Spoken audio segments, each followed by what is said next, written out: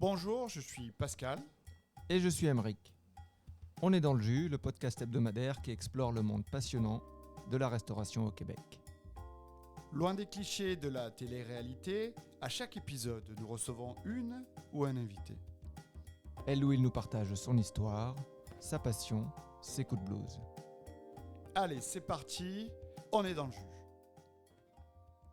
Il y a quelques mois, on recevait dans ce podcast un chef superstar qui venait d'ouvrir un restaurant avec son épouse. Cette dernière était assise quelques tables plus loin, répondant probablement aux nombreuses demandes de réservation, l'oreille particulièrement attentive dès que l'on parlait de chiffres. Alors, je pensais avoir tout compris dans le fonctionnement de ce couple. Lui, le génie créatif, elle, la femme de l'ombre qui tient les finances et assure le service. Et puis, il y a quelques jours, j'ai été souper au Sabayon pour souligner l'anniversaire d'un ami très cher qui entrait dans un âge avancé. Bonne fête, Pascal. Et là, l'épouse est entrée en scène. C'est tout un art de briller quand ton rôle, c'est d'abord d'apporter des assiettes. Tu vois tout, c'est toi qui marques le rythme en donnant l'illusion que tu ne l'imposes pas.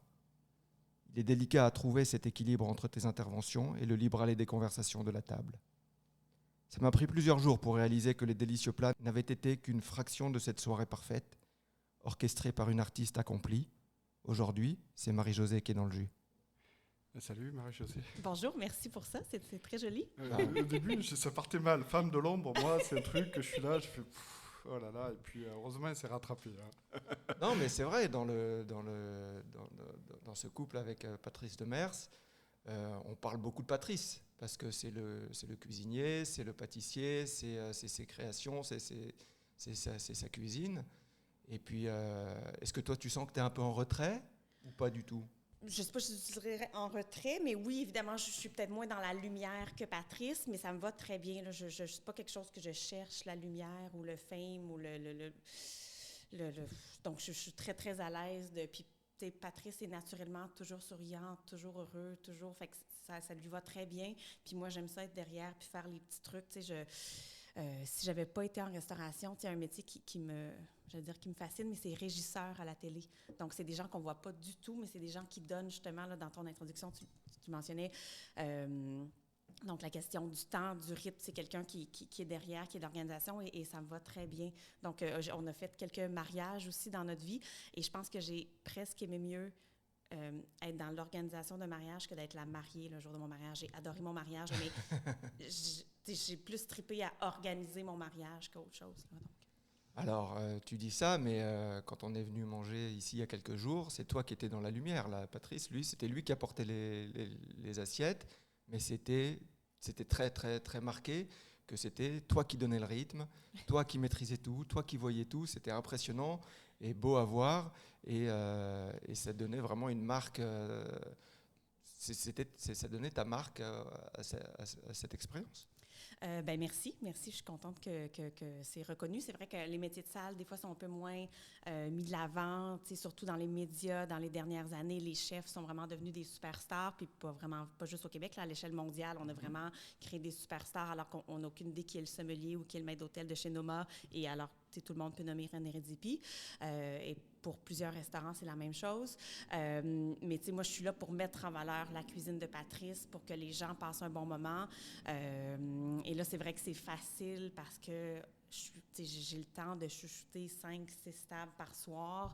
Et je suis contente quand même que tu parles du rythme. C'est quelque chose que je suis un petit peu...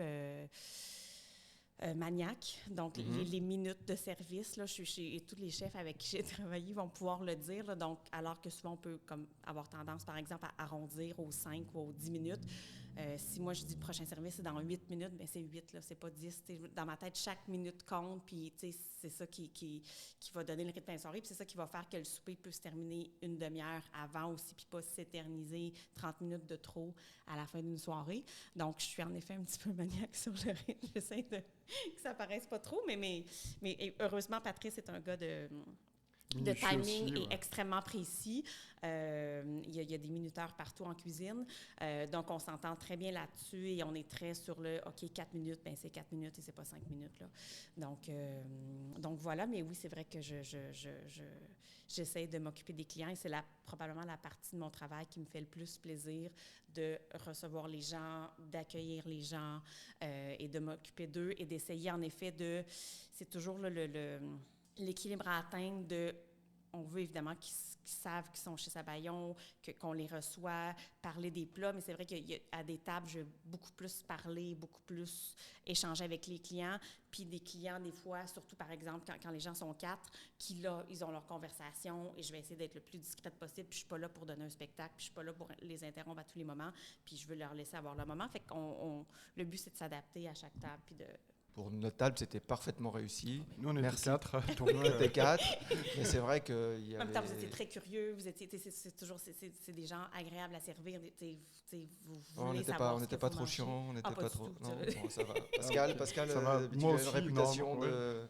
Non, je Mais- plaisante. Mais c'était tout un événement pour nous parce que déjà, on voulait Vous avez goûter. réussi à réserver? Déjà, Alors, ouais. faut qu'on parle du resto pour ceux qui ne connaissent pas le Sabayon. Marie-Josée va nous en Vas-y, parler. il faut que tu peut-être nous mieux parles que des spécificités incroyables de ce du restaurant. Sabayon. Donc, on a ouvert au septembre 2023, donc ça fait maintenant 6 mois qu'on est ouvert. C'est un tout petit restaurant de 14 places à Pointe-Saint-Charles, qui est le quartier dans lequel on habite aussi depuis 12 ans, Patrice et moi. Et c'est un petit restaurant où on reçoit 14 clients le soir, les jeudis, vendredis, samedis, pour un menu dégustation fixe, tout le monde à 19h. Et on fait aussi le tea time les vendredis et samedis après-midi à 14h, là pour 16 personnes. Et c'est sur réservation seulement, donc on n'a pas de walk-in. Et notre système de réservation fonctionne qu'on vend des billets, si vous voulez. Là, nous, on l'a approché comme un spectacle, comme si on était une salle d'événement. Et donc, les gens, lorsqu'ils réservent, payent leur menu, comme si un menu fixe, c'est très simple. Là. Donc, c'est le même prix pour tous. Et donc, les gens réservent et payent leur nourriture. Et après ça, les breuvages, l'alcool sera payé le soir même. Alors, le prix, la spécificité, comme tu le disais, c'est 14 personnes. C'est pas petit, c'est micro. Oui. Alors qu'il y a la place pour plus, il faut le dire aussi. Oui. Donc c'est bon, c'est une bonne nouvelle quelque part, parce que peut-être qu'un jour, il y en aura 16 au lieu de 14, on verra. On Ça, n'est pas- c'était le débat de notre table. Oui, ça, c'était le débat. on l'a essayé, 16. On a dû, là, dans le temps des fêtes, un cas de COVID, donc on a accepté de déplacer un client un mois plus tard. Et c'était un peu limite pour nous, là, dans notre confort. Je pense pas que les clients s'en sont tant rendus compte, mais nous, on courait un peu trop vite. Donc, on a...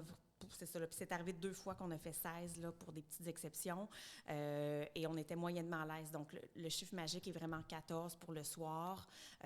Donc, c'est le chiffre qu'on va garder. Là. Parce qu'il faut dire qu'il y a Patrice en cuisine, toi en salle, et c'est tout. Oui. On a une petite nouveauté. On a un employé en cuisine maintenant qui aide Patrice à faire la mise en place 15 heures semaine. OK. Donc, donc, c'est un beau changement quand oui, même. donc ça, je trouvais que Patrice courait un peu trop les journées de mise en place, les mardis, mercredis. Oui, parce que faut aussi dire, c'est un menu. Il y a beaucoup d'étapes dans chaque un menu 8 services gastronomique. Oui, et Donc. en plus, et le thé. Si on n'avait pas le thé, si on n'avait que le soir, je pense que ça se ferait bien, mais le service du thé, il y a beaucoup d'étapes dans ses desserts. Là. Patrice n'est pas quelqu'un qui fait des choses simples. Donc, c'est ça, je trouvais que Patrice courait un peu trop. Donc là, on a décidé, là, depuis fin janvier, on a un employé, c'est ça, qui fait les mardis, mercredis ou mercredi, jeudi, selon son horaire, avec nous, avec Patrice en cuisine, mais il n'est pas là pour les services. Donc, c'est vraiment que pour la prep.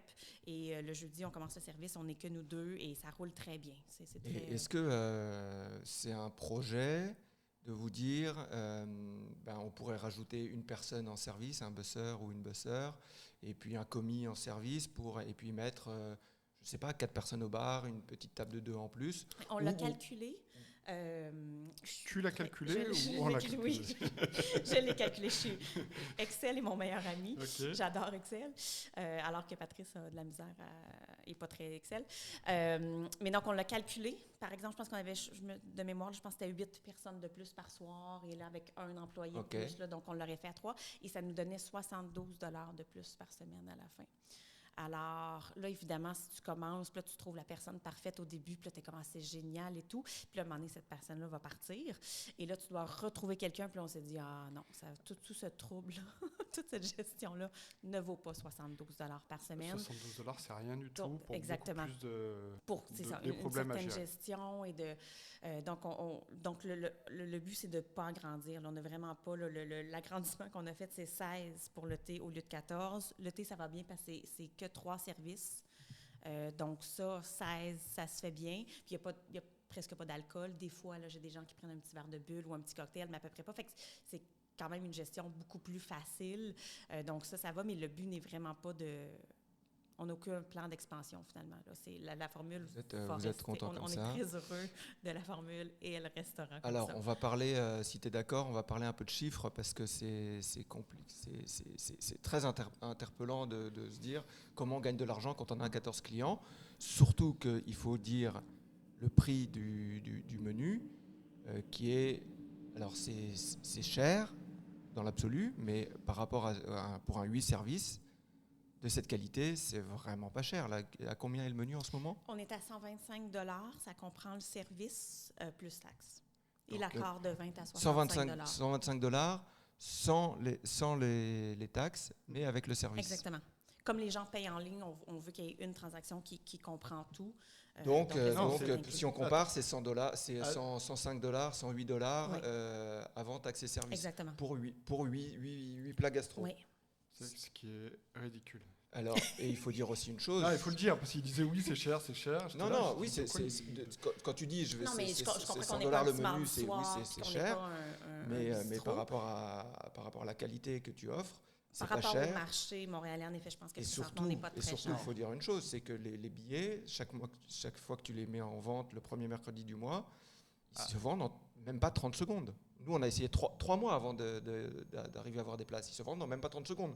Donc, ça veut dire que tu pourrais les vendre 200, 180, 200 $, tu les vendrais quand même. T'exagères un peu, Émeric. C'est là où on est différent avec Émeric. Non, mais je comprends qu'on pourrait en effet vendre le menu 150, 160 sans aucun problème.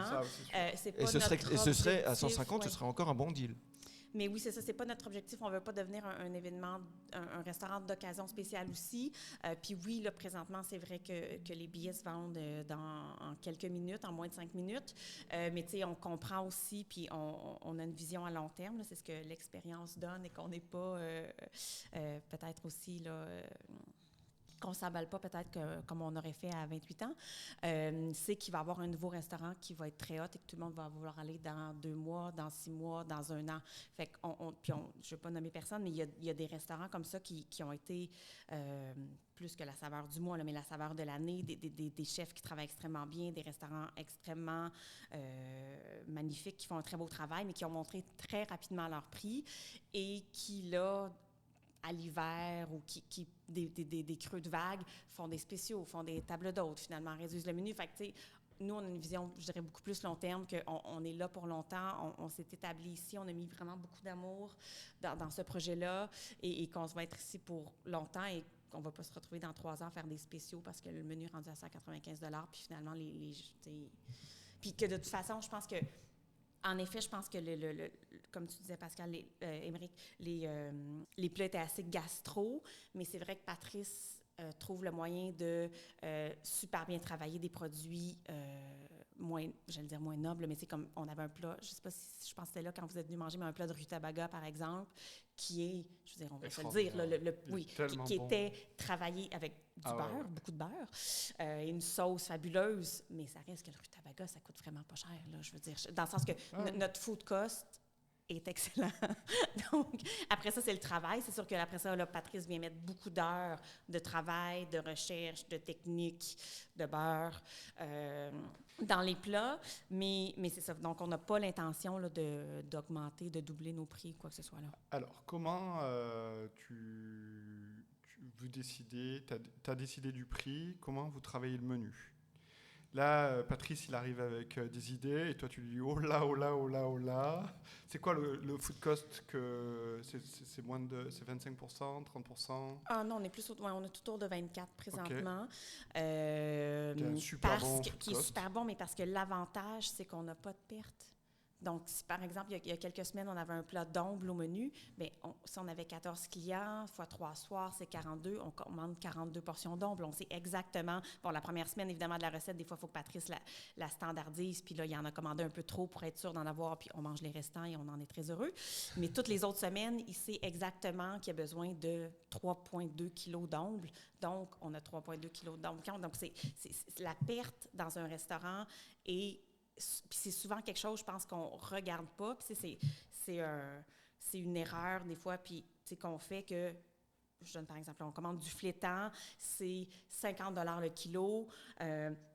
Le chef fait une assiette, paye son flétan, c'est 100 grammes, parfait, donc c'est 5 $ la portion. Mais il n'a pas réalisé qu'il a fait 8 portions dans son flétan parce que là, il a coupé le bout, parce qu'il y en avait trop, parce que c'était pas un beau morceau. Donc finalement, son morceau, il n'est pas 5 $, il est 6,50 $. Donc, c'est toute cette perte-là, tandis que là, nous, c'est ça, comme c'est calculé, puis on sait exactement toujours à l'avance, c'est toujours 42, là, à part des très rares exceptions. Donc, c'est très facile de ça. Donc, c'est ça. Fait que là-dessus, entre autres, ça améliore beaucoup notre cost. C'est super important, cette vision-là de gaspillage, parce que on te parle d'applications qui récupèrent la nourriture et tout, mais ce qui coûte toujours le moins cher, c'est de ne pas l'acheter à la base. C'est pas de l'acheter, c'est pas de le jeter surtout. Oui. Donc, c'est pas ce qu'on achète qui est cher, c'est ce qu'on jette. Et là, d'être à 0%, c'est quand même pas zéro, mais bon, à très minime, c'est quand même extraordinaire. Donc 24%, c'est un super food cost. Vous n'avez pas trop de labor cost non plus, puisque... Non, on est deux. Et là, c'est ça, notre commis de cuisine à peu près 15 heures semaine, donc ça va. Puis c'est ça, on se verse un salaire correct, mais pas non plus... immense, là, mais je veux dire, c'est ça. Mais pour nous, c'est pas... on est à un point dans notre carrière, de toute façon, que si on avait voulu faire de l'argent, on aurait pu faire autre chose. Mais tu sais, fait qu'on vit bien avec un salaire correct qui est pas immense, puis on est... Alors, comment vous avez décidé, là, je vais un peu plus dans... Tu me dis si c'est trop loin pour toi, mais comment vous avez décidé, OK, ça va être le salaire qui nous va?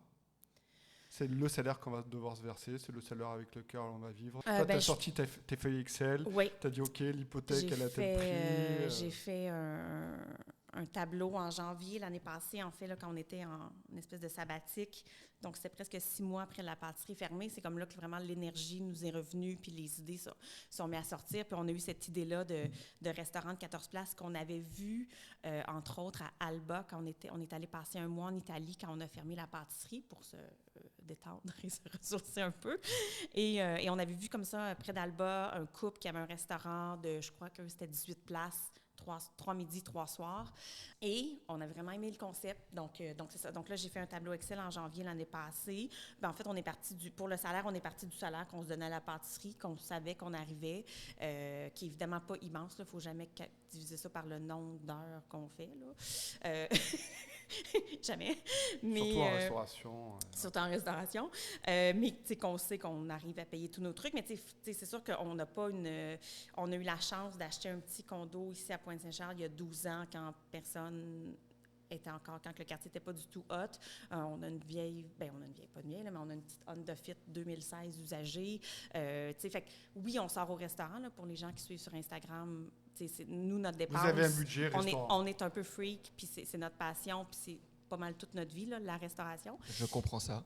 Ouais. Mais sinon, c'est ça. Là, après ça, on a une vie assez simple, là, je dirais, dans le sens financier. C'est qu'on n'a pas d'extravagance outre que les restaurants. Alors, tu parlais du nombre d'heures. Vous faites 3 services de soir, 3 services de tea time. C'est combien d'heures par semaine pour toi? Donc, on est ici à peu près, moi, je dirais que ça tourne autour de 50-55 heures et Patrice, 55-60. Okay. Pour nous, c'est je ne veux pas dire des petites semaines, mais c'est des plus petites semaines que ce qu'on faisait à la pâtisserie. Là, à la pâtisserie, moi, ça tournait plus autour de 60 et de Patrice, 70-75. Donc, pour nous, je sais qu'on dit là, partout, là, on a choisi la qualité de vie, puis on pense à nous. Puis tout, mais là, c'est juste drôle parce qu'il y a des clients qui ont vraiment pris ça, je pense, pour... tu bosses 20 heures. Oui, c'est ça. Il y a vraiment des clients. Puis les gens confondent souvent les heures d'ouverture et les heures qu'on travaille. Là, comme si on arrivait ici à 4 heures l'après-midi, qu'on ouvrait la porte. Alors, qu'est-ce qu'on fait à manger ce soir? Et qu'à 6 heures, on était prêt pour le service. Patrice est quand même ici à 9 heures. Là. Fait que c'est ça. Fait que les mardis, mercredis, on est des petites journées de 8 heures. Là, pour nous, 8 heures, c'est des petites journées. Puis après ça, c'est ça. Les jeudis, vendredis, samedis, les journées de service, c'est pas mal des 13-14 heures. Mais on a quand même des pauses pour s'asseoir. C'est super niaiseux, là, mais tu sais, on prend 15 à 20 minutes pour manger. C'est énorme, là. Ça m'est jamais arrivé de ma vie d'avoir une vraie pause que, tu sais, je peux faire autre chose que imprimer le menu puis répondre à un courriel en mangeant. Là. Tu sais, j'ai le temps de lire la presse pendant que je mange. C'est phénoménal. C'est pour les gens qui font de la restauration, ils comprennent de quoi tu parles.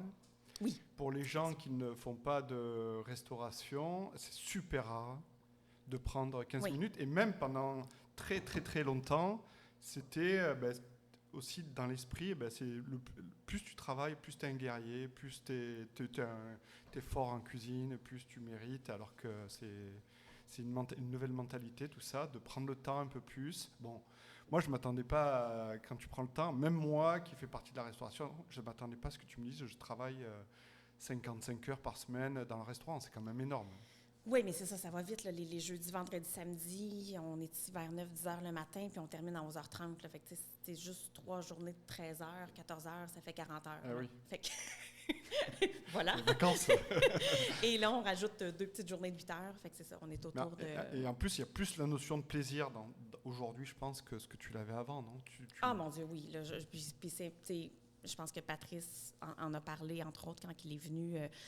à votre podcast, c'est que la boutique était très exigeante, mais c'était très, Patrice réussissait quand même, au fil des ans, il a réussi à créer son style, à développer son style de boutique, ce qu'il n'y avait pas avant, puis à s'amuser un peu dans ses créations. Mais j'avoue que moi, c'était très loin j'ai toujours travaillé dans des restaurants plus haut de gamme, où on prenait le temps, où j'avais le temps d'être avec les clients. Fait que là, c'est la boutique, les gens qui rentraient, qui sortaient, les clients passaient comme 1 minute ou 2, puis là, tu essaies de leur donner le même service que s'ils étaient assis à ta table.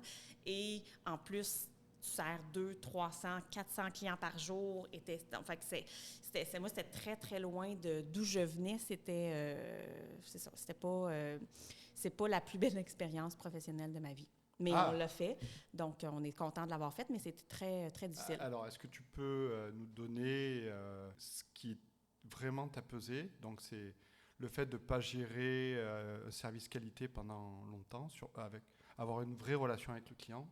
Oui, c'est ça. Puis je veux dire, c'est ça, je viens du monde de la restauration, qu'on a le temps de s'asseoir, de prendre un apéro, de prendre un verre de vin, de manger, de desservir le client, ça vous a plu.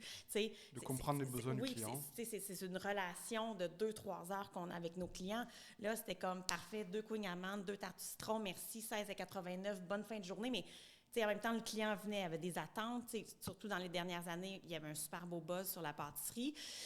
Fait que, c'est ça, c'est d'essayer de les impressionner, de les satisfaire, mais puis il y a une file derrière, là, fait que c'est comme, oui, tu veux un peu jaser au client, puis leur dire, votre enfant va bien, oui, c'est beau, votre nouveau projet, vous, c'est super, mais en même temps, tu as comme du monde à gérer, fait que c'est cette urgence-là, ça me vidait complètement, là, puis en plus de prendre soin d'une grande équipe, là, on avait, jusqu'avant la pandémie, on avait 19 employés, puis après la pandémie, là, on est remonté éventuellement à 15 employés, fait que c'est beaucoup de jus à donner. On donnait beaucoup plus qu'on recevait, je peux dire. Parce qu'en effet, d'habitude, à la table, tu as comme ce commentaire-là du client de « Wow, c'était fabuleux, merci pour tout », les gens qui partent. Tandis que là, les gens ne mangeaient pas devant nous, fait qu'on n'avait pas ce retour-là. Ça, et puis peut-être ils achetaient pour leur souper le soir, donc ils étaient pressés parce que tu as les enfants à récupérer, tout ça, donc c'est oui, des fois, c'est très rare que les gens t'écrivent pour te dire « Ah mon Dieu, la tarte au citron était tellement bonne ». Par contre, s'il y avait un problème dans la tarte au citron, les gens écrivent et te le disent. Mais fait que c'est ça, c'est juste c'est un autre métier, la boutique. C'est un autre métier, ça se rapproche beaucoup plus du commerce au détail que de la restauration.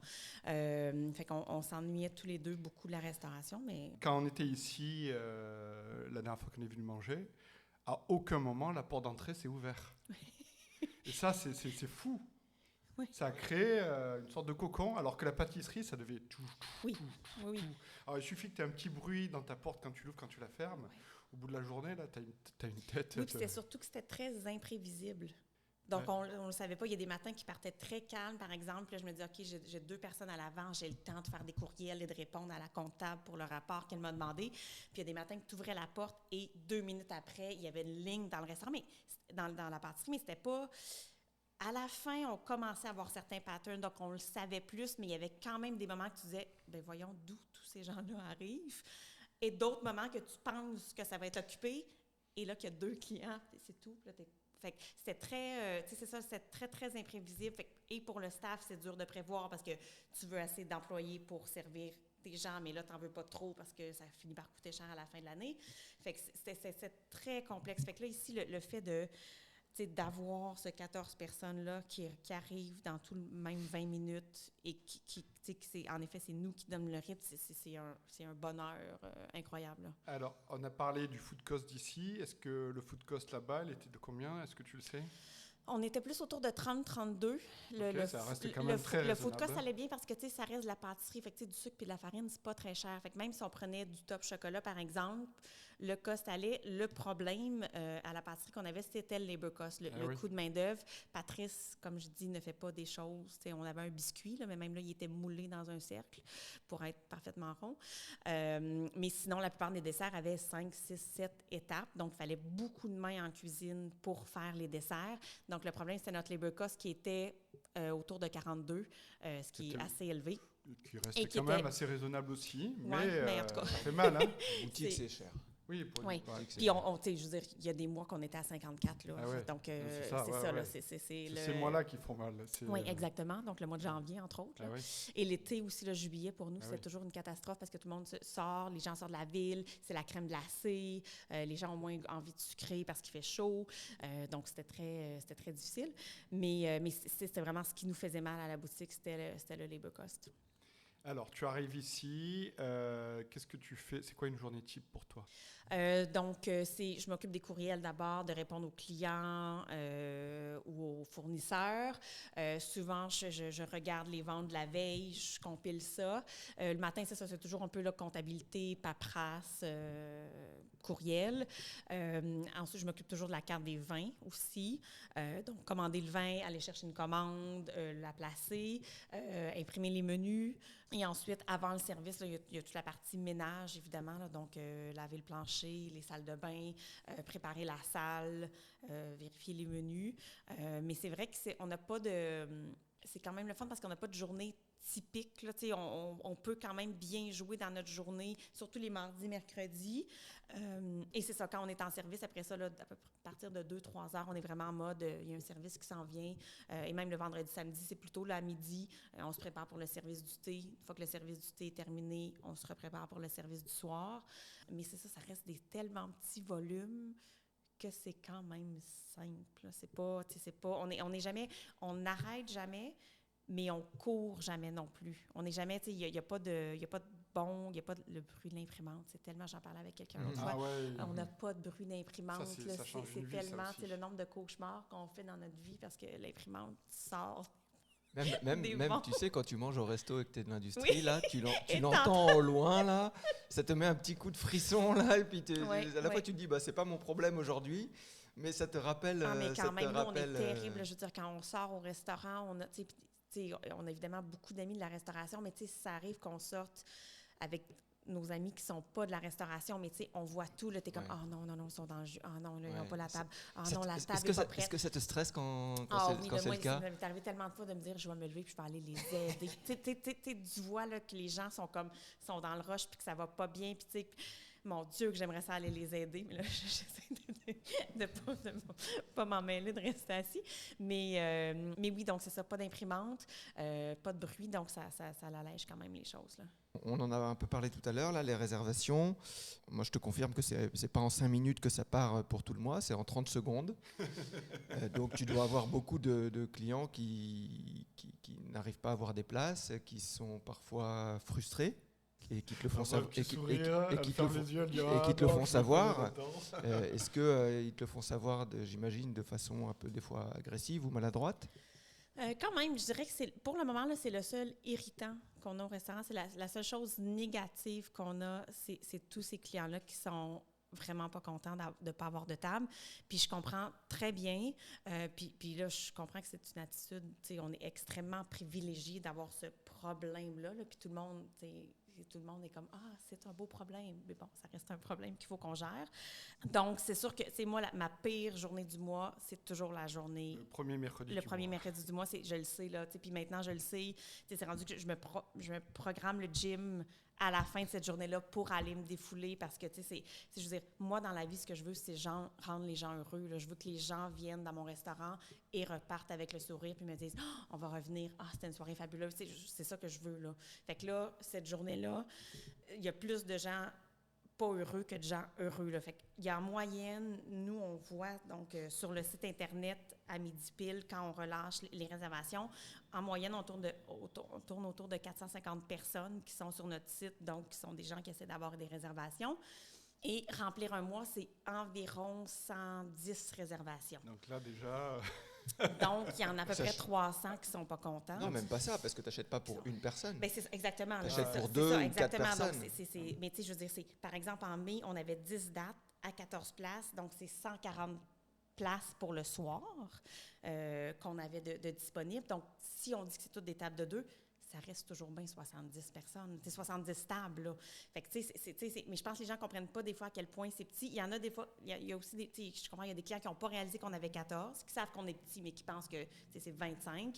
Ils n'ont pas réalisé que c'est 3 heures semaine, ils n'ont pas réalisé qu'on est 2. Il y a beaucoup de gens qui rentrent, puis c'est comme, « Ah, vous êtes vraiment juste vous 2. » Les gens sont comme surpris, mais on est comme, Qui rentrent au resto? Oui, qui rentrent au resto, là, qui ont réservé et qui pensent qu'on a quand même 2, 3... pas de plongeur, ça l'impressionne beaucoup les gens. Mais tu sais, il y a des gens qui, je pense, qui ne comprennent pas à quel point on est petit. Et donc, c'est ça. Fait que là, j'ai toujours à peu près une 50aine de courriels ce mercredi-là, et on a ça dépend de l'Instagram, ça s'est un peu calmé les premiers mois, c'était comme une 100aine de messages. Là, ça s'est un peu calmé. Message direct? Oui. Donc là, Patrice gère l'Instagram parce que les gens sont très directs, puis moi, ça me pique, puis je prends les choses beaucoup trop personnelles. Et là, je réponds, mais des fois, je t'ai rendu que je répondais un peu limite, passive-agressive. Puis là, Patrice, c'était comme, attends, lui, il est plus posé, il répond, il est plus calme. Fait qu'il répond à ces gens-là. Puis là, moi, je fais les courriels. C'est quoi le genre de message? Bien, il y a des gens, il y a les gens, qui pensent que c'est comme truqué, puis qu'il y a pas que les places sont presque pas mises en ligne. Il y a des gens qui sont comme « Ah, c'est ça, vous avez tout réservé pour vos amis, nana. » Puis on est comme « Non, non. » Là, je veux dire, « OK, oui, la mère de Patrice n'a pas passé par notre système, mais je veux dire, sinon, je me dis tout le temps « Attendez, là, je vais vous montrer la liste de gens qui viennent de réserver. C'est pas mes amis qui viennent de réserver. » Là, je veux dire, c'est des gens normaux qui ont réservé. Donc là, il y a ceux qui se disent « Ah, ça se peut pas, c'est truqué. » Là, il y a ceux qui disent que, évidemment, nous, quand on a choisi notre système de réservation, on ne s'attendait pas à cette folie-là. Là. On se disait, moi, j'avais dit à Patrice, penses-tu que ça va prendre moins que 20 minutes? Ça serait vraiment fou si en 20 minutes, c'est rempli. Et dès le premier jour, c'est ça. 3 minutes. On ne s'entendait pas à ça parce qu'on disait, oui, la boutique, à la fin, ça marchait, mais la boutique, les gens pouvaient ressortir avec 20 $ puis il y avait 3-4 desserts. Là, ici, ça reste quand même 125 $ par personne. Fait que je me dis, il n'y a pas tout le monde qui veut se payer ça chaque mois, mais bon, apparemment qu'il y a assez de monde à Montréal qui ont envie de ça. Fait que là, c'est ça. Fait que là, le système de réservation Shopify avec lequel on travaille ne bloque pas les places dans le panier. Donc, une fois qu'on met la date dans le panier, la transaction, les places sont réservées que au moment où le paiement est confirmé. Donc là, il y a beaucoup de gens qui nous disent « OK, pourquoi il n'y a pas de panier puis j'ai pas au moins 1 minute, par exemple, pour faire les places? » On y a pensé. J'en ai parlé à notre programmeur qui nous a, à la base, programmé la boutique. Et là, on en est venu à la déduction qu'au nombre de personnes qu'il y a sur le site, ça prendrait 3 ou 4 secondes et tout le monde aurait cliqué dans son panier. Le système aurait le temps. Et là, je pense qu'on se ferait encore plus accuser que c'est truqué et qu'il n'y a pas de place et que c'est pas vrai et qu'il y aurait encore plus de frustrés. Fait que là, c'est notre conclusion pour le moment, que ça créerait encore plus d'insatisfaction. Puis je pense que c'est un peu une situation de damn if you do, damn if you don't, que peu importe qu'on fait, il n'y a pas plus de place puis il n'y aura pas plus de réservations, malheureusement. Le problème, c'est que j'ai 400 personnes qui veulent prendre les places de 100 personnes. Fait que le problème est là. Mais c'est ça, je le disais tantôt, là, moi, j'ai quand même l'impression qu'il y a l'effet de nouveauté, puis là, tout le monde veut l'essayer. Il y a des gens qui viennent, qui vont revenir. Je pense qu'il y a des gens qui sont venus pour dire « check, je l'ai fait », puis qu'on n'est pas exactement ce qu'ils veulent. Il y a des gens aussi là, qui aiment essayer la nouvelle place, puis qui passent à l'autre nouvelle place, fait qu'ils vont aller ailleurs. Il y a plein d'autres nouveaux restaurants qui viennent d'ouvrir, qui vont ouvrir, qui vont prendre ces clients-là. Fait que moi, mon rêve, là, la seule chose qui manque dans ce projet-là, c'est que je me dis, ça pourrait prendre 10 minutes pour les réservations. C'est au moins que toutes les... Puis je me dis, c'est terrible, là, les gens se mettent des alarmes dans leur téléphone pour être là à 11h59, pour refresh. Je me dis, c'est terrible que tous les gens qui sont là à midi ne peuvent pas avoir une table. Là, j'aimerais tellement ça, rendre tous ces gens-là heureux. C'est juste ça que je veux faire dans la vie, mais j'ai aucun contrôle sur le nombre de gens qui sont en ligne et qui veulent une place. Donc, c'est ça, il faut l'accepter, il faut essayer de le lâcher prise, mais ça reste que c'est une journée un peu frustrante à tous les niveaux parce que je ne veux pas avoir des gens frustrés, je veux que ces gens-là reviennent un autre mois, je veux que les gens qui veulent venir puissent avoir la chance de l'essayer. Mais c'est ça. Donc, c'est un apprentissage. Est-ce qu'il y a eu des clients qui ont eu la chance de venir 2 fois avec le système de réservation? On a quelques clients, mais tu sais, souvent, c'est genre, ils ont fait une fois le thé, une fois le souper. Ah. J'ai peut-être des clients qui sont venus... J'ai une cliente qui est venue 2 fois pour le thé, mais tu sais, c'est ça, là, quelques-uns qui ont réussi. Organisé, ça doit être mais oui, c'est ça, là, tu sais, je pense que c'est des gens qui, une fois, qui ont réessayé, mais on n'en a pas beaucoup, puis c'est plate, parce que je sais qu'on pourrait avoir plus de réguliers, tu sais, qu'il y a des gens qui sont comme, ça fait 3 mois que je réessaye, puis là, je l'ai eu une fois, mais j'ai pas réussi, mais tu sais, c'est ça. Moi, en tout cas, on le voit dans le long terme, on a signé un bail de 10 ans, là, ben de 5 plus 5, mais on se voit quand même ici 10 ans, fait que là, je me dis... Dans 2-3 ans, je ne peux pas croire que ça ne va pas s'être calmé, là. Il va y avoir d'autres places qui vont avoir ouvert en ville. Puis les gens qui vont revenir, qui vont vouloir revenir, on ne sera plus la saveur du mois. Mais c'est ça, je n'ai pas le contrôle là-dessus. Alors, pour nos auditeurs, en exclusivité, est-ce que tu peux nous donner tes conseils pour avoir plus de chances de réserver, d'avoir une réservation? Bien, déjà, il faut être là à 11h59 et refresh. Là, et c'est un truc qui est programmé. Ce n'est pas moi qui est là à midi puis qui paye sur Go les réservations. C'est programmé d'avance, donc c'est vraiment midi pile. Et là, ce que les clients nous disent, c'est que ceux qui payent avec Google Pay ou Apple Pay, donc soit sur votre téléphone, sur votre ordinateur, comme toutes vos données sont enregistrées, ça l'accélère beaucoup. Tu as juste à peser sur un bouton. Oui, donc ça l'accélère. C'est ce qui semble fonctionner. Pour le thé, s'il y a des gens qui veulent essayer l'heure du thé, les vendredis se remplissent moins vite que les samedis. Donc, si vous êtes capable d'avoir votre vendredi après-midi de congé une fois et de venir faire l'heure du thé à 14h, les vendredis se remplissent un peu moins vite. Pour les soirs, malheureusement, on n'a pas encore vu de pattern de s'il y a un soir qui se remplit plus vite qu'un autre. Ça diffère. Je pense que les samedis partent plus vite, mais c'est tellement un truc de quelques secondes qu'on ne voit pas là, de pattern clair. Est-ce qu'il faudrait mieux aller sur les dates de fin, puisque tout le monde se précipite au début? Peut-être, en effet, là, la façon que notre site est fait, les premières dates en haut, c'est le premier du mois. Fait qu'en effet, peut-être partir plus sur la fin du mois. Mais il faut quand même dire qu'on parle de 7 secondes de différence. Oui, oui, c'est ça. Puis je parle de ça, puis c'est comme gênant, puis je veux tellement pas chialer, parce que je veux dire, on a tellement d'amis restaurateurs qui font comme des pieds et des mains pour remplir leur restaurant. Fait que, tu sais, on est tellement privilégiés. Fait que c'est ça. Patrice le vit plus sereinement que moi, là. Il l'accepte plus. Moi, c'est ça, là. Je suis comme... J'ai un malaise, c'est ça. Fait que c'est pas un problème, on gère. Puis, mais après ça, l'avantage, c'est quand les gens rentrent ici, sont en général extrêmement heureux d'être là puis d'en profiter. Mais c'est ça, ça reste un... Et je pense que ça fait partie de l'expérience globale du Sabayon, c'est que c'est pas une soirée où tu dis tiens, je vais aller au Sabayon. Qu'est-ce que je fais ce soir? Je vais aller au Sabayon. Tu dois programmer ça, tu dois te battre pour avoir ta place. Et puis tu la vois arriver 5 semaines, 6 semaines en avance, et puis tu l'attends, et puis tu sais qu'elle... Enfin, je te parle pour moi parce que c'est ça que j'ai vécu. Et puis enfin ça arrive et tu dis allez c'est demain, allez c'est ce soir, et puis t'en profites. Et puis moi j'avais des espérances très élevées, et elles ont été largement remplies. Sinon merci, parce que ça, j'avoue que c'est une autre partie qui nous ajoute quand même un peu de stress, c'est que c'est tellement compliqué. Puis des fois, j'ai l'impression qu'il y a des gens qui arrivent puis qu'on devrait presque donner un spectacle. Les gens ont tellement d'attentes parce qu'ils ont tellement attendu, puis là, ils ont réussi à avoir une place. Puis là, que c'est comme, dans ma tête, ce qu'on fait, c'est relativement simple. Tu sais, dans le sens que Patrice, sa cuisine est quand même, tu sais, je veux dire, oui, les plats look bien, mais je pense qu'on reste, tu sais, il n'y a pas de décoration, il n'y a pas de, tu sais, dans l'assiette, là, il n'y a pas d'azote liquide puis de petites fumées ou de je sais pas trop quoi d'autre qui sort. Tu sais, j'essaie dans mon service d'être très humble et discrète, mais présente en même temps. Fait que, tu sais, parce qu'on est très... tu sais, on veut que les gens aient des conversations, on veut que les gens aient leur soirée. Tu sais, on veut pas... Tu sais, on essaie de pas trop interrompre les gens. On explique à chaque table le plat, même si tout le monde en même temps, et non pas comme à la voix, toute la salle, alors que C'est on ça, a certains vous collègues restaurateurs arrivez, le nous fait. on était 4. Il y avait Patrice et toi qui nous servaient en même temps, qui versaient les sauces de façon coordonnée. C'était super. Oui, moi, ça, j'adore. Super. Les sauces à table, c'est mon... Ben ouais, mais c'est super. Je me tanne pas, là. On a un dessert présentement avec le caramel à table. Puis à chaque soir, je suis excitée quand le moment du caramel arrive. Ouais, glace au topinambour, ouais. caramel au café. Ouais, Waouh! c'est un très beau Je veux pas trop dessert. parler des plats parce que Ça change. c'est ton épisode. Et Mais- puis c'est aussi, il ne faut pas s'attacher au plat. C'est ce que j'ai appris avec Patrice. Là. Ça fait maintenant 15 ans qu'on travaille ensemble. Et des fois, je m'attachais beaucoup à des plats, mais ça bouge très vite dans la tête de Patrice. Il est extrêmement créatif.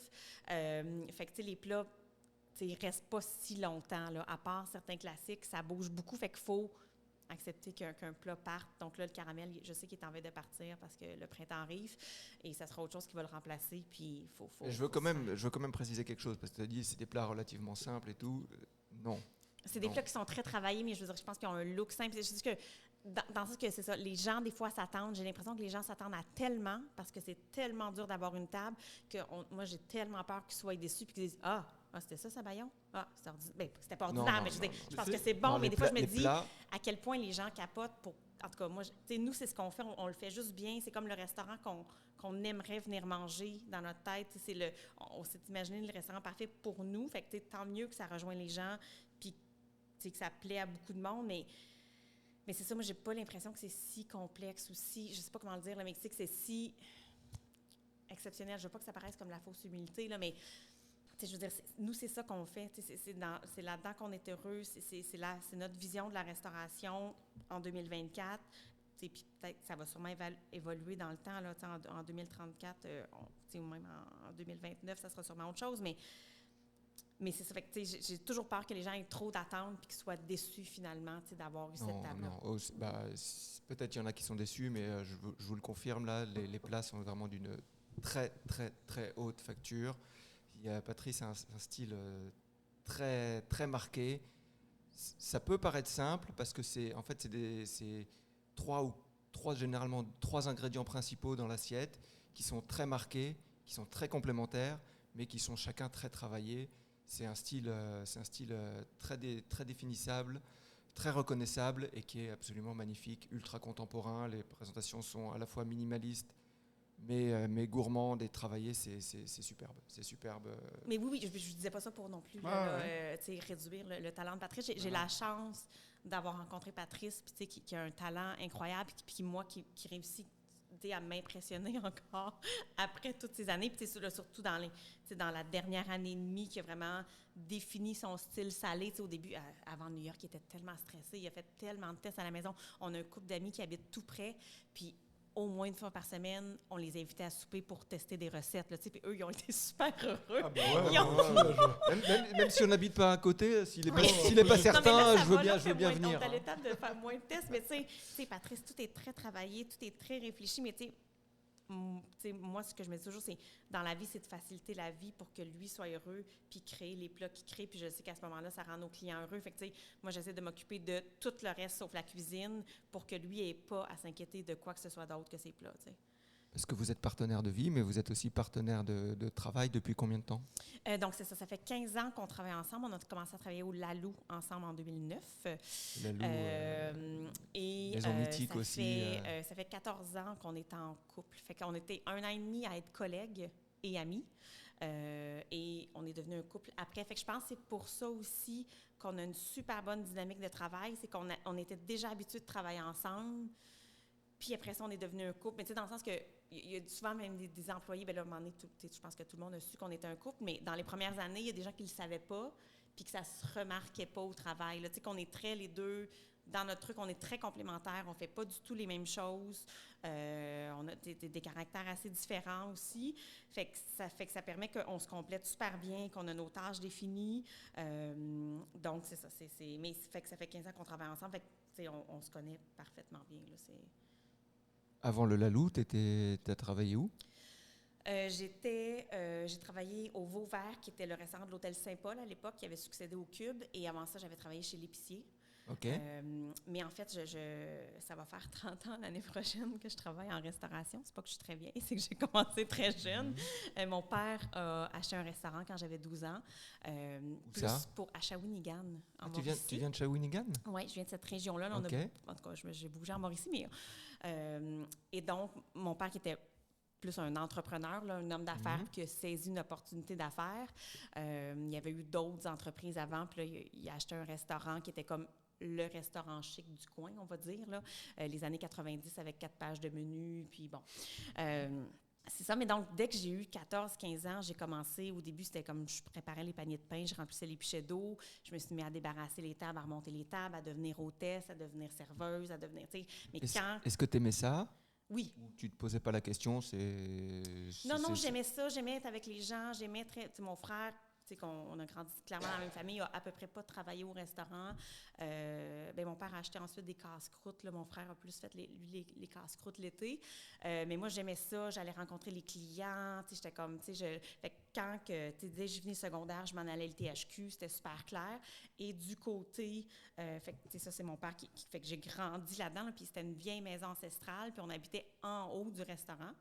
Et il n'y avait pas de cuisine dans notre appartement. Donc, le matin, quand je me levais, je descendais dans la cuisine du resto et je me faisais à déjeuner, là. Éventuellement, il a fait faire une petite cuisinette parce qu'au début, là, j'y allais que les week-ends parce que j'habitais avec ma mère. Mais éventuellement, vers la fin de mon secondaire, j'ai déménagé chez lui. Fait que là, il m'a fait faire une petite cuisinette avec un petit frigo puis un petit toaster pour que je me fasse mes déjeuners. Mais tu sais, fait que j'avais des amis qui couchaient à la maison, tu sais, un week-end. Puis là, on descendait. Puis là, je rentrais dans la chambre froide, je sortais des œufs, du bacon, des toasts. Puis là, je faisais le déjeuner. Fait que tu sais, moi, une cuisine de restaurant, c'est très normal, là. C'est très... C'est chez toi, quoi. Oui, c'est ça. Là. J'étais très, très à l'aise. Puis du côté de ma mère, ma grand-mère était comme l'hôtesse des hôtesses. Plus qu'on était de gens chez elle, plus qu'elle était heureuse. On débarquait à n'importe quelle heure. Il y avait une petite assiette de crudité, une petite tasse de thé, un petit verre de vin, peu importe. Fait que j'avais ce côté-là très accueil, hospitalité que j'ai pris de ma grand-mère maternelle et le côté un peu plus business, opération que j'ai pris de mon père. Fait que c'était très clair. Je suis partie après ça... c'est ça, à l'ITHQ. Et là, c'était la fin des années 90. C'est un peu là que, je pense, le vin est arrivé au Québec. Là, avant ça, on buvait les 4 mêmes bouteilles, là, du Mouton Cadet, du Brouillé Georges Duboeuf, puis le Muscadet, la Sablette. Puis là, j'ai décidé d'aller faire mon cours de sommellerie en France pour compléter mon parcours de gestion. Où ça? À l'Université du vin de Suze-la-Rousse, dans la Drôme. Donc, je suis un peu au nord d'Avignon. J'ai vécu là 1 an. J'ai fait le cours et ensuite, j'ai travaillé dans un restaurant en Carpentras. C'est chez moi, ça. Hein? Ah oui? Ah oui. C'est ça l'accent que je reconnais.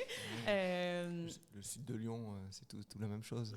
Non, à Carpentras, moi j'ai étudié pendant 4 ans à Carpentras. Donc voilà. Puis ensuite, j'ai fait un bac en administration avec une majeure en gestion hôtelière à l'Université de Guelph, qui est quand même reconnue, là, qui a toute une faculté de gestion de restaurants et d'hôtels. Je suis allée travailler dans l'Ouest canadien après. Et ensuite, c'est ça, en 2005, je suis revenue à Montréal. Et là, j'ai fait chez l'Épicier... Vauvert. Et ensuite, là, j'ai commencé au Lalou avec Marc-André et Patrice, qui étaient des amis. Marc-André Jeté, qui est chez Hogan et Beaufort, qui est notre grand ami. Donc, j'ai commencé avec eux au Lalou. On est ensuite allé au Newtown pour une petite année. Ça, c'était Villeneuve? C'est ça, en fait. Jacques Villeneuve venait de vendre à 2 familles extrêmement riches et extrêmement pas des restaurateurs, que c'est comme un truc, là, les gens riches ont un restaurant, puis ça a l'air bien le fun. Mais bon, ce fut une année, je pense que c'était mon expérience professionnelle la plus complexe et la plus désagréable, mais c'était une année dans laquelle on s'est extrêmement rapprochés tous les 3 et qu'on a vraiment su définir ce qu'on voulait sur tout ce qu'on ne voulait pas aussi dans un restaurant. Et donc, quand on est parti de là, on a ouvert les 400 coups. Donc, il y a un investisseur, un restaurateur, déjà qu'il y avait d'autres restaurants qui est venu nous chercher. Et là, on a ouvert les 400 coups et qui a été quand même un succès assez rapide. Après quelques mois, là, on était plein, puis on était plein à tous les soirs. Mais je dis toujours, les 400 coups n'aurait jamais été aussi fort si on n'avait pas vécu toutes les difficultés qu'on a vécues au Newtown. Donc, pour ça, je suis un peu, c'est ça, on a appris dans les difficultés, puis on s'est resserré. Donc, on avait une vision très, très claire, malgré nos 29 ans. C'est quand j'y repense, on était des kids, on était très ambitieux, je pense qu'on était très naïfs. On pouvait avoir de l'air peut-être effronté, mais c'était juste de la naïveté puis de l'énergie là, de la jeunesse.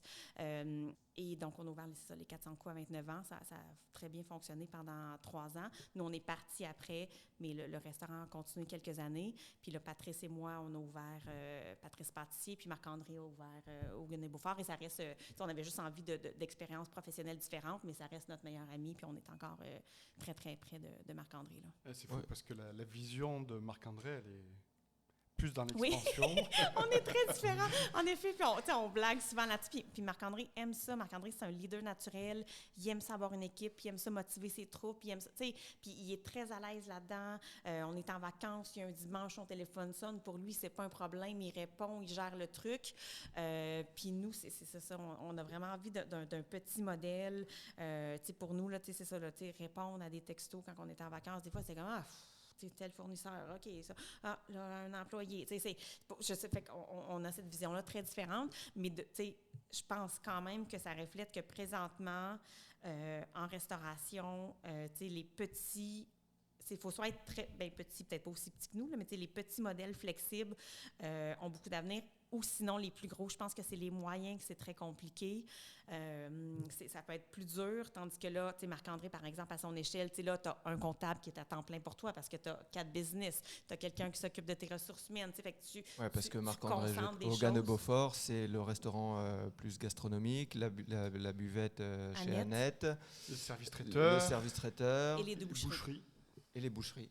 Exact. Donc, oui, tu peux... Oui, je pense qu'il est à 150 employés, quelque chose comme ça, là, 120, 150 donc, oui, là, employés. Donc, mais c'est ça, mais on a une vision assez différente. Mais c'est ça, on a développé des modèles d'affaires différents, mais on est toujours très, très amis. Oui, il paraît que vous allez ensemble au restaurant beaucoup. du côté de Shawinigan. Oui, c'est ça. On est allé à l'excellente auberge Saint-Mathieu. Patrice et moi, c'était notre 2e visite. Marc-André, c'était sa première. Quel magnifique projet de jeunes. On est rendu on a 44 ans, Patrice et moi. Puis on est rendu à un point dans notre vie professionnelle qu'on se sent un peu vieux, là, puis on se sent un peu... on voit les jeunes arriver, puis je trouve ça tellement le fun. Puis c'est tellement le fun de voir des jeunes qui sont intelligents, qui sont à propos, qui sont motivés, qui s'inscrivent dans quelque chose, en plus, là, qui sont hors de Montréal, aussi comme Dominique fait chez Parcelles. On commence à en avoir de plus en plus des modèles comme ça. Fait que c'est extrêmement motivant, puis je me dis que je vais pouvoir prendre ma retraite en paix un jour, puis qu'il va y avoir une belle relève en restauration. On retrouve souvent le complexe de l'imposteur chez les personnes d'entre vous avec qui on fait un podcast. Je le sens quand même, malgré tout, je le sens toujours dans ton discours, par dire j'ai peur que ça ne marche pas après, j'ai peur que les gens soient pas suffisamment contents. Mais je sais pas si... Je pense pas que c'est tant un complexe de l'imposteur. Là. Moi, je pense que je suis vraiment à ma place, puis je me vois pas faire autre chose. Puis comme je disais, j'ai commencé très jeune, fait que j'ai jamais travaillé dans ma vie une journée qui n'était pas un hôtel ou un restaurant. Là, fait que j'ai aucune autre compétence. C'est vraiment ce que je fais. Puis j'ai toujours été très carriériste. Même plus jeune, là, je me suis dans la conversation là, quand je suis allée en vingtaine, puis dire, je vais pas avoir d'enfant, c'est pas compatible avec ma vie. Puis là, tout le monde me disait, attends, tu vas changer d'idée. Bon, j'ai toujours pas changé d'idée, fait que ça clairement, là, ça arrivera pas. Fait que, je pense que je suis très à ma place, mais je pense que c'est plus un souci du détail, puis un souci de plaire aux clients. J'ai toujours une vision assez long terme aussi. Là. Je suis pas quelqu'un je suis vraiment pas une personne qui est dans le passé. C'est comme c'est fait, donne, ça peut pas changer d'attitude, mais je vois quand même beaucoup, je vois les choses venir, je fais toujours des plans plus long terme, fait que je pense que c'est plus le fait de satisfaire tout le monde, de rester, il faut se garder au goût du jour aussi. La restauration a extrêmement changé dans les 20 dernières années. Je pense qu'on a bien su s'adapter, mais est-ce qu'on va le faire? Est-ce qu'on va être là encore dans 10 ans, puis qu'on va être encore au goût du jour? Fait que, je pense que c'est plus le désir de rester là, puis de rester au top, puis de continuer à, je veux dire, performer, là, mais d'être bon dans ce qu'on fait, puis de satisfaire les clients. C'est plus ça, puis c'est ça, c'est le monde idéal, c'est qu'on n'aurait aucun client frustré ou fâché ou déçu. Mais une plainte de client, là, quelqu'un qui t'écrit parce qu'il n'a pas passé un bon moment, c'est la pire des affaires. Là, j'ai le cœur brisé comme si genre mon petit chum de 15 ans m'avait laissé. Là. Moi, ça me détruit. Là. Puis même, par ça, bon, des fois, il faut le prendre. Puis là, des fois, tu es comme, OK, oui, non, ça, il n'y avait pas raison. Mais ça reste que, mon but ultime, c'est de rendre les gens heureux. Là. Alors, sujet très, très important. On l'a un peu abordé tout à l'heure avec les emails que tu recevais après le premier mercredi du mois. Les critiques. Tu dis, moi, je la prends,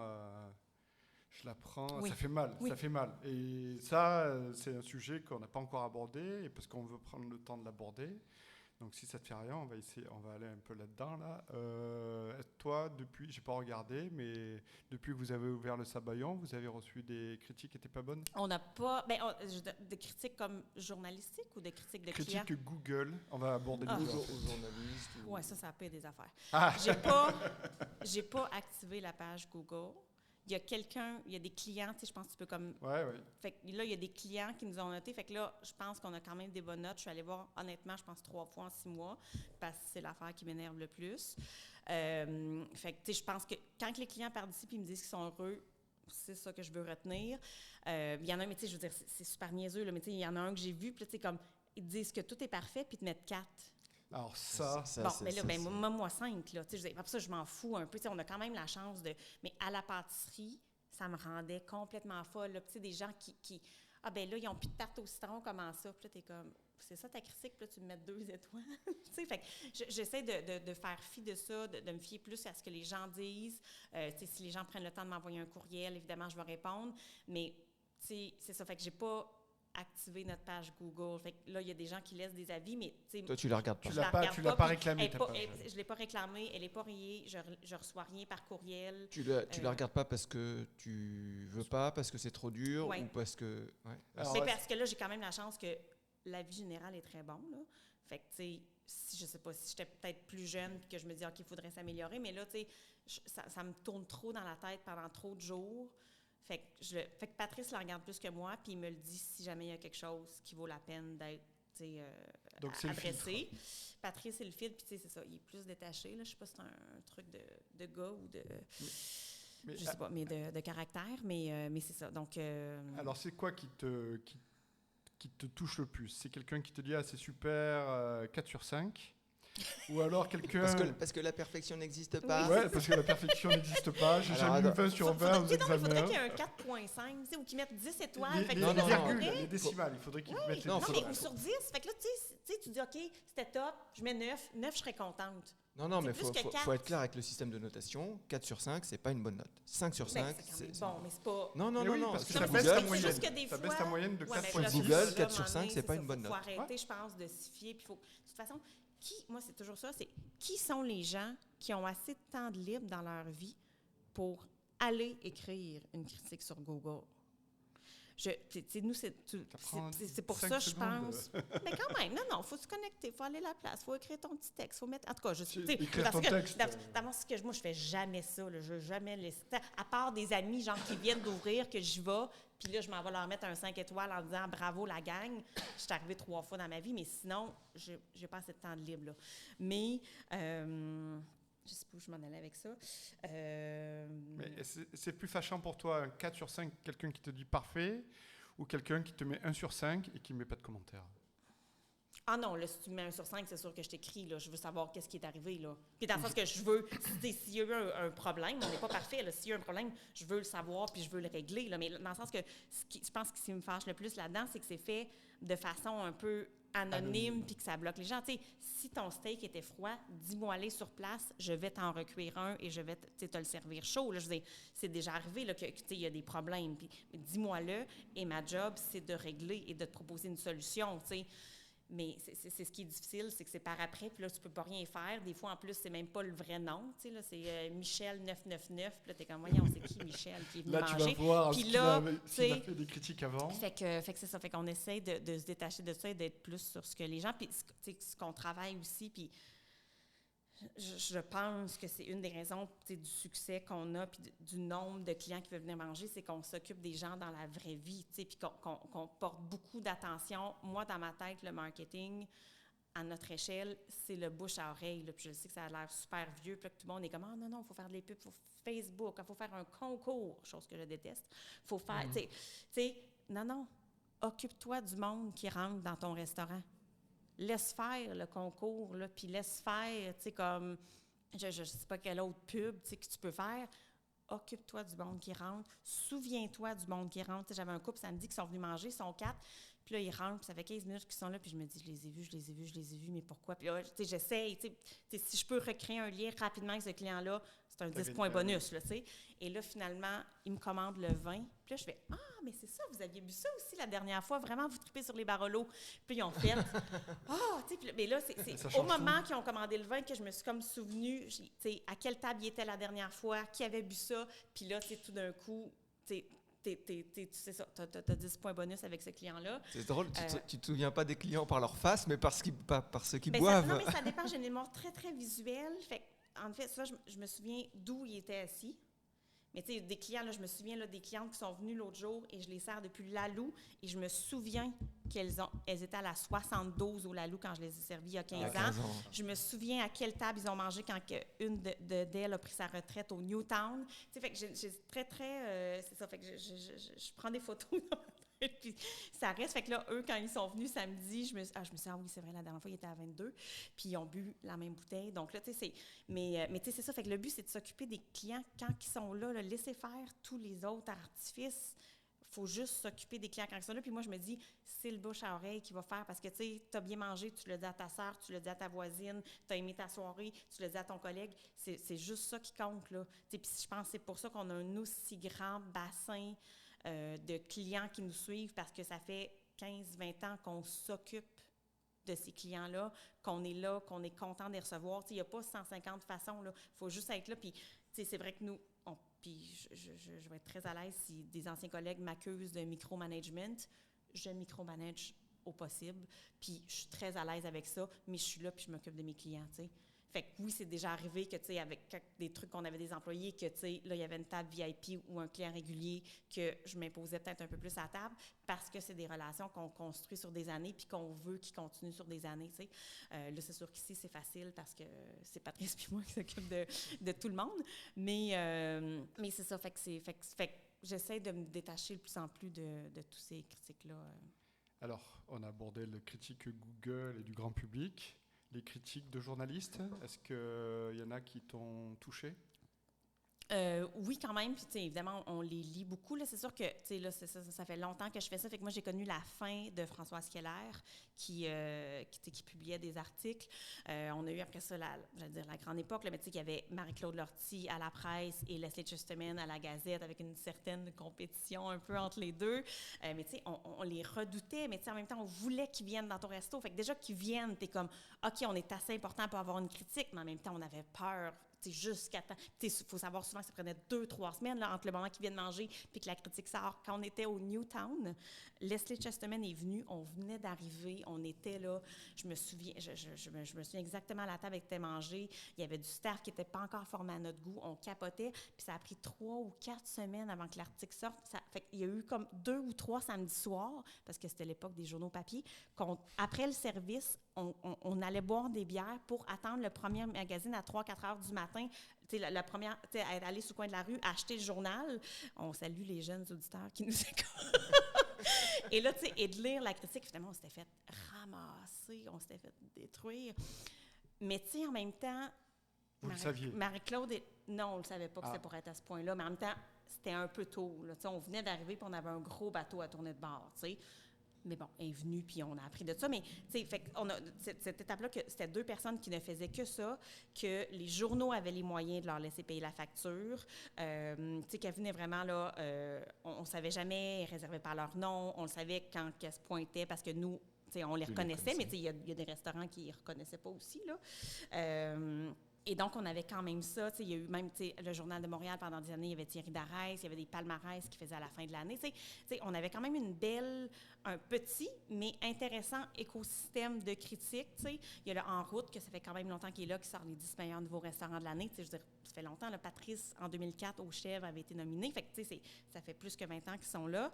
Là, c'est vrai que l'écosystème a beaucoup changé. On a plus tant de critiques comme ça qui font que ça. On n'en a à peu près pas. J'ai plus l'impression que maintenant, pour faire parler de soi dans les journaux, dans les magazines, c'est comme plus une opération de PR, puis qu'il faut avoir une nouveauté, il faut avoir un festival, il faut avoir un truc, puis là, tu as quelqu'un qui avait un communiqué de presse, puis là, les journaux parlent de toi. Ou après ça, tu as toute la game maintenant des influenceurs, puis que là, t'invites, puis que, tu sais, j'imagine que tu te fais payer un souper, tu ne dois pas chialer trop tôt. Fait que, tu sais, c'est pas... C'est très... Fait que, tu sais, on est très... la game a très changé, mais nous, on essaye de, comme je disais tout à l'heure, il y a 3 minutes, de s'occuper de nos clients. Oui. Tu sais, ça nous a encore plus, je pense, refocusé sur... Le but, c'est de s'occuper de nos clients, puis c'est qu'eux disent à leur entourage qu'ils ont une super soirée, qu'ils reviennent, puis on essaie de tu sais, pas embarquer dans cette game-là de PR, puis de... D'où aussi le restaurant de 14 places. C'est sûr que si plus j'avais un contrôler les restaurant choses, où tu peux Oui.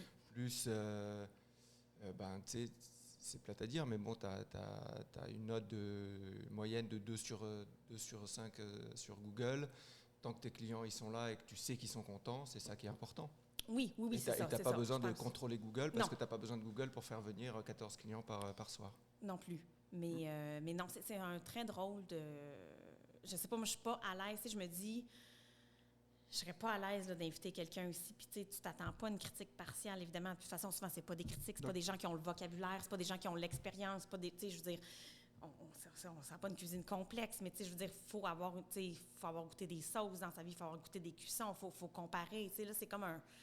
J'ai l'impression que c'est comme du maquillage puis des confettis qu'on lance dans les airs, mais tu sais, qu'il n'y a pas de fond tant à ça. Fait que c'est correct, je comprends, puis tu sais, je veux pas du tout là, bâcher les influenceurs, mais c'est juste que j'ai connu une situation différente parce que je suis vieille.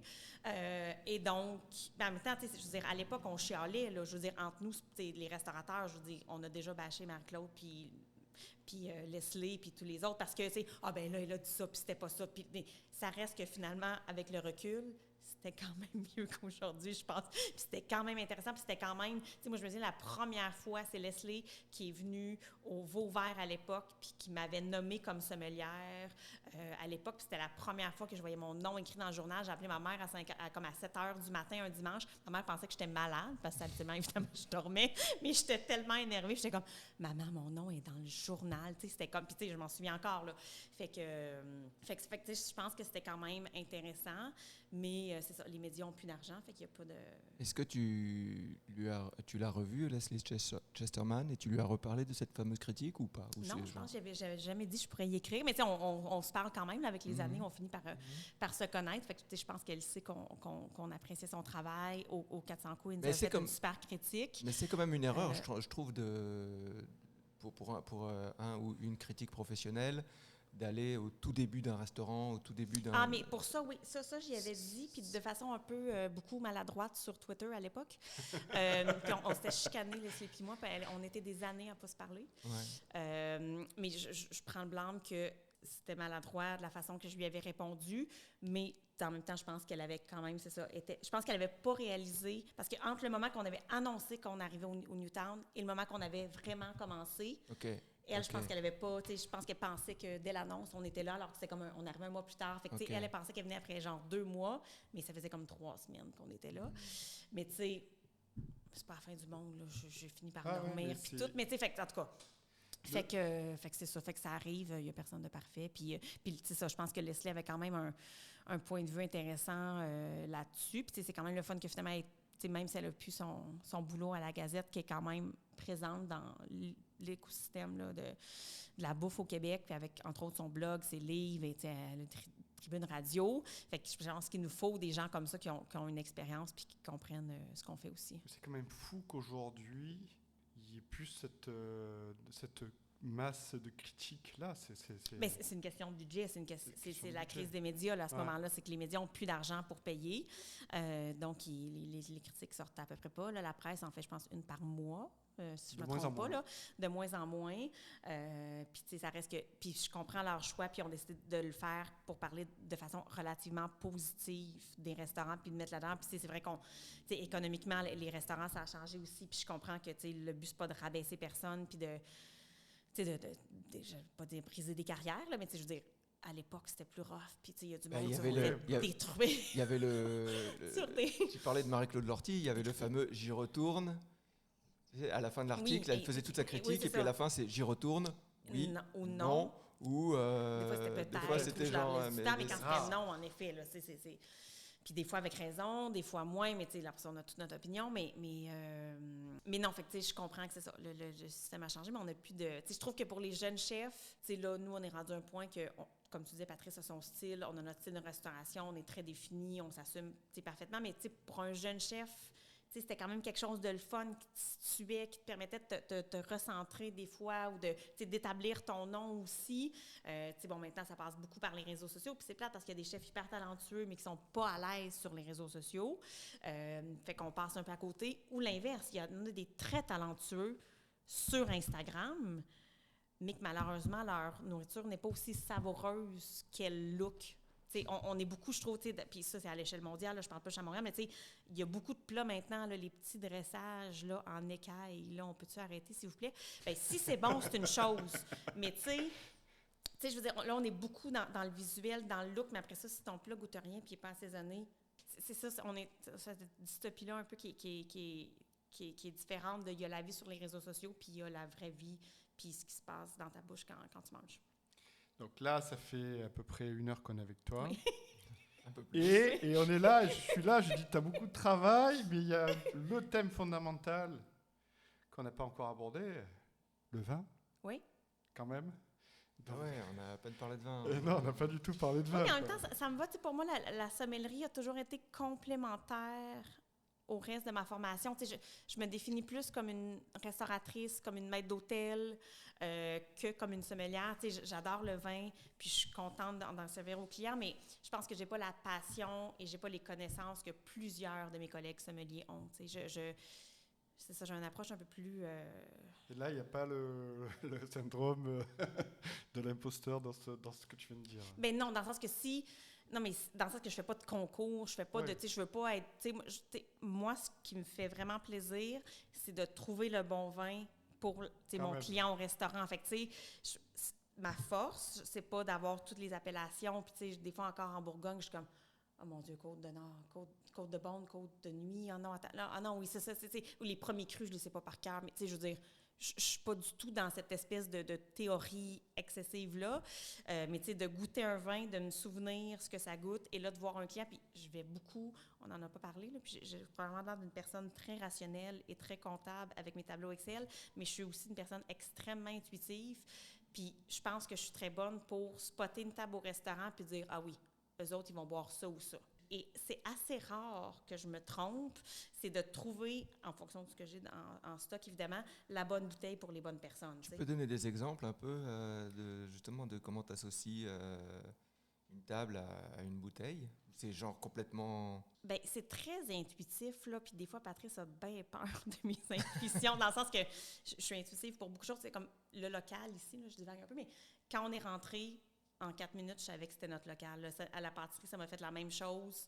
T'sais, techniquement, c'était beaucoup plus grand qu'on voulait. Mais finalement, fait que pour le vin, il y a évidemment une question d'âge, de ce que les clients dégagent. Souvent, c'est comme, OK, dites-moi ce que vous aimez, une région, un cépage. Puis habituellement, je catch assez vite, mais c'est zéro... C'est basé sur des données précises. C'est comme si j'avais un algorithme intérieur, puis je me dis, ah oui, eux, ce Bourgogne-là, ils vont capoter, ou ah non, ça, ce petit truc-là, slovaque. Genre quatre filles dans la vingtaine en robe à paillettes et champagne. Ah, par exemple. Ben, ça me même temps, mais tu sais, mais... Genre 4 gars en costard-cravate, ça va être quoi? Mais ça dépend de ce qu'ils mangent, puis ça dépend de l'âge, puis ça dépend de ce qu'ils dégagent. C'est beaucoup de questions d'énergie. Je ne veux pas avoir de l'air ésotérique. Est-ce que tu changes ton accord? Parce que quand on prend l'accord vin, il c'est pas indiqué, je pense, ce qu'on va boire quand on Non. prend l'accord. Est-ce que justement cette variation elle existe dans ton accord vin ou... Ça arrive, c'est assez rare, mais ça arrive que j'ai des gens la même soirée qui vont pas boire la même chose sur certains services. Tu sais que je vais avoir, par exemple, l'autre fois, j'avais un petit vin orange de la Slovaquie, puis j'avais une table un peu plus... Oui, j'avais une table plus âgée que je me suis dit, je vais leur servir un saumur, je sais qu'eux, tu sais, c'est un peu plus droit. Oui. L'accord fonctionne. Là, de toute façon, il ne faut pas se dire qu'il y a un vin pour chaque plat. Là, tu sais, je veux dire, il y a plusieurs choses qui vont marcher avec un plat. Fait que ça m'arrive de ne pas servir les mêmes choses. Ça reste des exceptions. Là. Souvent, après ça, tout le monde dans la salle boit la même chose. Mais je vais arriver, tu sais, j'ai une cliente la semaine passée qui me dit le moins de rouge possible. Fait que j'ai servi qu'un rouge, puis l'autre rouge, j'ai servi un blanc, tu sais, qui allait aller avec le plat de toute façon. Fait que, tu sais, c'est ça, je m'adapte quand même beaucoup. Là, puis c'est la formule ici que, tu sais, j'ai même pas personne. J'ai pas à dire à l'autre sommelier ou à l'autre serveuse, non, eux autres vont pas avoir le pinot blanc sur ce service-là, ils vont avoir le saumur. C'est moi, j'ouvre une bouteille de saumur, puis c'est fait, là, tu sais. Il faut signaler que l'accord vin, il est super abordable, encore une fois, $65. Et c'est pas des petits, et c'est pas des petits verres. 5 vins, c'est pas des petits verres. Hein. Parce que des fois, tu vois où les gens, ils te donnent des 3 onces juste pour... Non, c'était des 4 onces. Ben, entre 3 et 4 onces selon le service. Mais oui, c'est ça, je pense qu'on est dans la générosité, puis on veut que les clients passent une belle soirée, puis on arrive là aussi dans notre cas pour, puis il y a moyen de trouver des fois des bouteilles plus chères, des fois des petits trucs, c'est ça, un peu des sorties battues qui vont être moins chères la bouteille, fait que tu t'établis au final ça balance, puis... Est-ce que tu vends beaucoup d'accords mets vins? Beaucoup. Sur 14 clients, souvent, on est autour de 8 clients par soir. Okay. Les autres boivent pas ou commandent à la bouteille? Les deux, souvent, j'ai une table ou deux qui vont y aller à la bouteille. Puis après ça, c'est sûr que je le vois quand même, là, parce que ça, nous, ça fait quand même 10 ans si on peut dire qu'on n'était pas en restauration encore avec la boutique. Et la tendance du sans-alcool est quand même très forte. Là, fait que j'ai souvent au moins une table, sur 5 ou 6, qui ne va pas boire du tout. Là. Fait que, au début, je n'avais pas tant pensé à des options sans alcool. Fait que là, j'en ai rentré plus. Mettons, on a une bière sans alcool, j'ai 2 cocktails sans alcool, j'ai des petits sodas, j'ai un thé glacé maison. Fait que, j'ai développé un peu plus, pour que les gens aient quand même un petit choix là, pour bien boire, puis c'est ça, s'amuser. Là. Et puis à l'inverse, est-ce que tu as des grandes bouteilles prestigieuses? Je parlais pour les 4 messieurs en costard qui ont beaucoup d'argent et tu vas faire cracher un peu. Est-ce que tu as des bouteilles pour leur faire plaisir? Moi, je suis la pire vendeuse sur la terre. Là. Je veux jamais upseller. Puis ça m'énerve de me faire upseller quand je vais au restaurant. Puis que tu sens qu'il y a quelqu'un, que tu poses une question sur une bouteille à 90 $ puis tu suggères celle à 140. Je suis comme, non, là, tu pousses un peu mon grand. Là. Fait que, tu sais, si tu me dis, hey, salut, c'est la fête de ma femme aujourd'hui, puis tu sais, comme, entre le Chablis à 120 $ puis je sais pas trop, l'autre truc à 140, machin, qu'est-ce que tu me suggères? Fait que là, je vais être comme, parfait, qu'est-ce que tu as envie de boire? Qu'est-ce que tu aimes d'habitude? Puis je vais te suggérer, dans cette gamme de prix-là, la meilleure option que je pense pour toi. Mais je suis jamais dans le style à pousser mes ventes puis à... Mais tu as des clients aussi qui veulent la bouteille la plus chère, qui vont te le dire même. Oui, j'en ai eu l'autre fois qui hésitait entre les 3 les plus chers, puis je leur ai suggéré celle que je pensais qu'elle allait mieux avec le repas puis avec ce qu'ils aimaient boire d'habitude. Mais... c'est pas... Le but, moi, c'est que tu boives quelque chose qui va te faire plaisir puis que tu vas pas rentrer à la maison en disant « Eh, mon Dieu, c'était bon, mais c'était donc bien cher. » Si tu as le goût de payer 70 $, j'ai plein d'options à 70 $, puis je vais te trouver la meilleure bouteille pour toi à 70 $. C'est ça l'objectif. Là. Parce qu'encore là, ça revient à ce que je disais tantôt, à long terme, j'aime mieux que tu viennes 3 fois avec des bouteilles à 70 $ que tu es venu une fois avec une bouteille à 150 puis tu t'en es pas remis puis tu as dit à tout le monde dans ton entourage que c'était donc bien cher. Fait que c'est encore ma vision du long terme et c'est ça. Je pense qu'on s'occupe des clients puis on n'ambitionne pas puis que les clients reviennent. Donc on pourrait rester des heures, mais à un moment donné, il faut t'as un service à préparer aussi. Non, pas on est mardi. Mise en place. Juste un peu de comptabilité. C'est quand même relax les mardis. Un sujet encore important. Tu as dit que tu avais un budget? Non, mais on est là. On a failli terminer. Une opportunité. On a failli peut-être que les caméras ne tournent plus parce qu'il n'y a plus de place. Il n'y a plus de lumière. Il n'y a plus rien. Mais quand même, un sujet qu'on aime bien aborder, puisque tu as un budget alloué à aller dans d'autres restaurants. Tu nous as parlé de l'Auberge Saint-Mathieu. Quelle autre belle découverte as-tu fait récemment? On est allé chez Paloma. J'avais pas encore eu la chance d'y aller. On a très, très bien mangé. Puis ça aussi, là, le modèle ressemble un peu au nôtre. Donc... Sur Saint-Laurent. Sur Saint-Laurent, oui, vers le nord. Italien, le père et la fille. Donc, c'est quand même charmant comme histoire aussi. Donc, ça, on aime beaucoup. Sinon, mon Dieu, qu'est-ce que j'essaie de penser, ce qu'on a fait récemment. Bon, on est retourné chez Hogan et Beaufort, mais tu sais, c'est notre meilleur ami, fait qu'on n'est pas complètement partial, mais pour nous, c'est une table qu'on aime beaucoup. Tu étais la soirée avec Giuliano Sperandio? On est allé, oui, c'est ça, forcément. pour Quelle Montréal en soirée, lumière. quelle soirée. On avait fait déjà un événement au Lalou avec Giuliano et Christophe Pellet à l'époque. Donc, on avait un petit attachement, mais on a super bien mangé. Fait que c'est un endroit qu'on aime quand même toujours visiter. L'été dernier, on est allé chez Parcelles à la fin de l'été et c'était une super expérience. Dominique, la vue, le spot est incroyable. Puis, c'est le fun aussi, puis c'est quelque chose qu'on ne voyait pas il y a justement 10 ou 15 ans. La gastronomie, c'est beaucoup diversifié. T'sais, bon, ça reste une entrée de légumes, une pizza, une top salade bien travaillée, mais c'est extrêmement bien fait. T'sais, pour moi, ça reste une expérience gastronomique, on va dire, plus simple, relativement plus abordable. Mais tu sais, avant ça, si tu étais un casse-croûte puis tu étais une pizza, tu faisais comme tout le monde faisait une pepperoni fromage ou une pizza toute garnie, ou sinon tu étais un gastro avec une nappe blanche. Tu sais, là, je trouve que les deux se sont rejoints puis on a différentes, tu sais, des endroits qui travaillent extrêmement bien, qui travaillent des beaux produits, mais qui sont, je veux dire, plus simples, là, pas dans le sens négatif, mais qui sont plus abordables. Par exemple, nos amis Julie et Nadine au Butter Bloom, tu vas manger, tu as un top brunch, tu as une top assiette de midi, c'est frais, ils sont toujours sur les saisons. On aime beaucoup aussi dans le quartier Sumac, plus le Moyen-Oriental, mais tu sais, Vraiment salade, pas cher pour un lunch, pas cher. lunch à moins de $20. Nous, même si on va souper, mais souvent, c'est notre take-out de réconfort, là, si on a des grosses journées, qu'on est fatigué, qu'on n'a pas le temps de cuisiner. Mais tu sais, les salades sont toujours assaisonnées. Leurs trucs, tu sais, c'est des détails, là, puis tu sais, ça te coûte 19 $ toute ta boîte, puis t'en as avec des restants. Mais tu sais, c'est ça, c'est assaisonné, c'est bien, c'est pas trop vinaigré, c'est pas assez... Tout est tout le temps... Fait que c'est le fun de voir le thé au marché, les Saté Brothers, tu sais, c'est toujours... Tu sais, les cuissons sont toujours Marché là, au marché à Atwater. Fait que tu sais, je pense que c'est le fun de voir, tu sais, tous ces chefs-là très talentueux, mais à différentes échelles, sur différents points, évoluent puis qui servent des top trucs puis qu'on n'a pas besoin de bien manger. C'est pas obligé d'être un menu 6 services. C'est qu'il y a des places pour le lunch et pour le soir qui sont relativement simples là, et bien faites. Toute bonne chose à une fin. Et on pourrait continuer, mais J'arrête il faut vraiment de qu'on arrête. Merci pour tout. Merci Marie-Josée pour cette belle conversation. Merci aux auditeurs de nous avoir écoutés. Si vous avez le goût de revoir cet épisode, on est sur YouTube. Si vous avez le goût de nous soutenir, on est sur Patreon. Et si vous avez le goût de suivre l'actualité d'On est dans le jus, on est sur Instagram. Restez dans le jus. Ciao. Ciao, ciao.